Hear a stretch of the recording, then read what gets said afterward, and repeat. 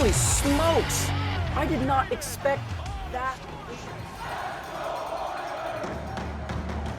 Welcome in, everybody. My name is Sam, and this is a post-game reaction to the season opener. As you are joining the rush, if you hear any clicking or any cars driving, I'm actually on my way to work, but I decided to record a video on the way to work because I need to talk about that game last night. First and foremost, let's start off with getting all the cleanup done, kind of like how Stan Bowman did. If you guys aren't subscribed to the channel, please go ahead and subscribe, like, follow, check out the videos. It would mean a lot to me to kind of grow this. This is kind of more of a hobby for me to kind of engage in. It's not really something I'm planning on doing long term or for a lifetime or whatnot, but it was just something I wanted to kind of get involved in and just kind of give my reactions to the Oilers, because I am a big fan and I've been doing this for a little bit and I want to just keep going at it. So it would mean the world to me if you hit that like, if you hit that subscribe. That would be awesome, and your comments are always appreciated.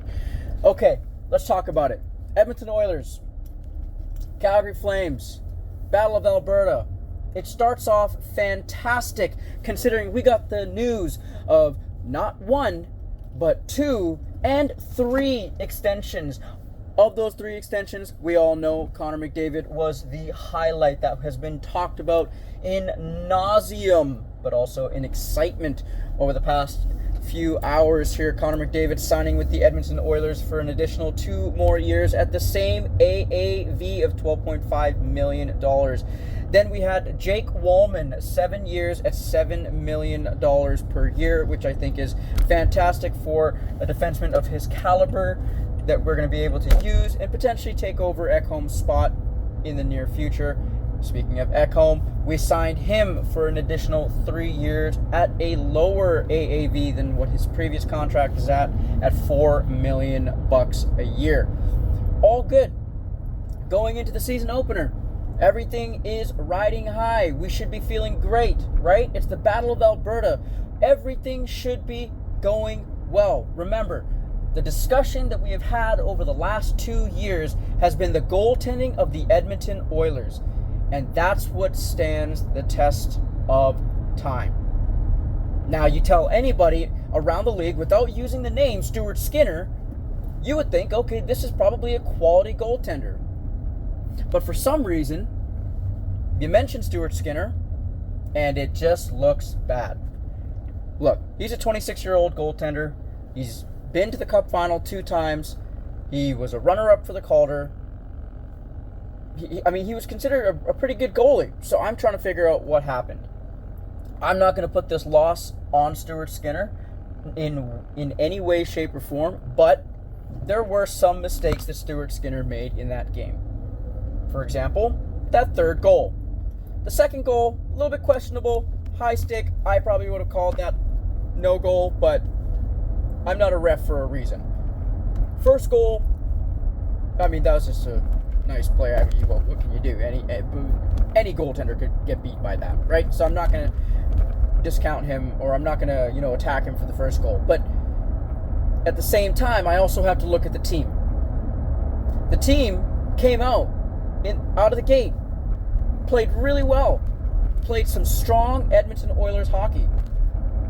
So good that after the 1st period, Elliot Friedman, during the intermission, casually drops a signing by the Edmonton Oilers, which I'll talk about here in a little bit. Then we go to the 2nd period, and Calgary starts chipping away. And you can see the effort that Calgary is showing is significantly different and much more improved than the Edmonton Oilers. Ultimately, Dustin Wolf, this is his sophomore season. We'll see what happens. But if he continues to play the way he plays, or has played last season and played that game, he might steal a few games for Calgary, and Calgary might be looking at playoffs. But Edmonton collectively kind of collapsed, which I'm not going to be upset about. It's the first game. No big whoop. I mean, who cares, right? Vegas lost their first game in a shootout. They got a point. We got a point. LA won their first game. Calgary won their first game. Look, the way I'm thinking about it is every squirrel gets its nut. That's great. Calgary won the first game. I hope that they have success moving forward because I would love to see them make the playoffs. For all those Calgary Flames fans out there who are trolling Edmonton Oilers fans that you beat us on our home opener to spoil Connor McDavid's extension. Okay. We made the Stanley Cup final 2 years in a row. Where were you? Out on the golf course. Exactly what I thought. It's the first game, Oilers fans. That's it. It's the first game. It would be nice to have won it, but sometimes that's just how it happens. The Oilers need to be a little bit more improved on their 5-on-5 play. This is a team that went to the Stanley Cup final 2 years in a row.